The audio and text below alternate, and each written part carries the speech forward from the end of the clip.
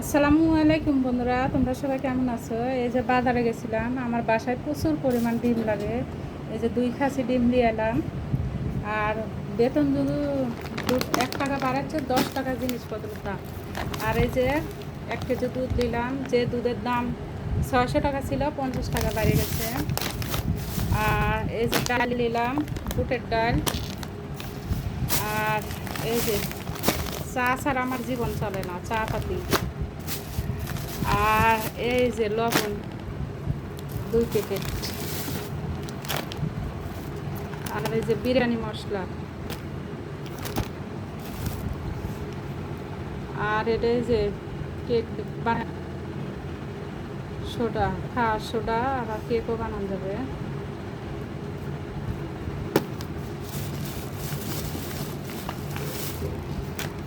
আর এই যে ডাল, এটাও ডাল, মসুর ডাল। আর যেহেতু আমার গরম মশলা আছে, তবুও কিছু ফল নিয়ে নিলাম। আর জিরে তো তোমরা জানো, আমি 1 কেজি নিয়ে নিয়েছিলাম, জিরেও আছে। আর এই যে 3 কেজি চিনি। আসতে লাগে পিছন থেকে একটা রিক্সা ধাক্কা দিয়েছে, রিক্সা থেকে পড়ে গেছি। যাই যে মানে পড়তে লেগেছিলাম, লাগেছে একটু। এই যে তেল পড়ে, দেখেন কতগুলো তেল পড়ে গেছে, তেলের ভরা ছিল। আমি সরষের তেল খাই।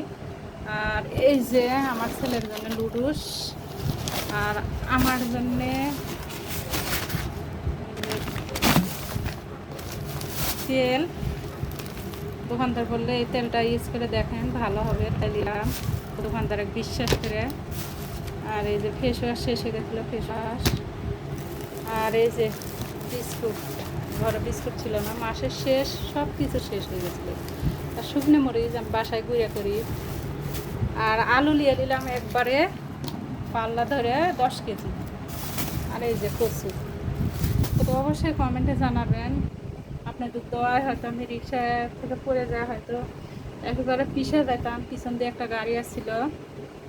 তো হয়তো আপনাদের দোয়া আল্লাহ ভালো রেখেছে। তো অবশ্যই কমেন্টে জানাবেন আমার বাজারটা কেমন হয়েছে। আজকের মতন ভিডিও এই পর্যন্ত। আল্লাহ হাফেজ সবাইকে।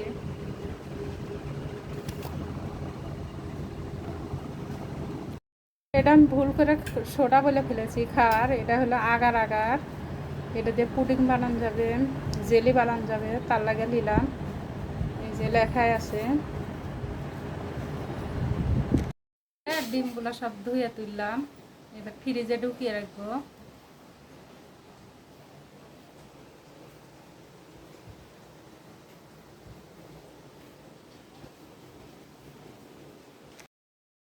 মাথার প্রচণ্ড চুল উঠে যাচ্ছে। দোকানদার বললো যে এই তেলটা খুব ভালো হবে। জানি না এই তেলটা কেমন হবে। তো এখন প্রায় রাত 12টা বাজতে চলছে। তো 8টার সময় আমরা বাজার করে এসেছি, এই কারেন্ট চলে গেছে, এক্ষুনি কারেন্ট নেই। তো ভিডিওটা এতক্ষণ ছাড়া হয়নি, আপনাদের সাথে শেয়ার করা হয়নি।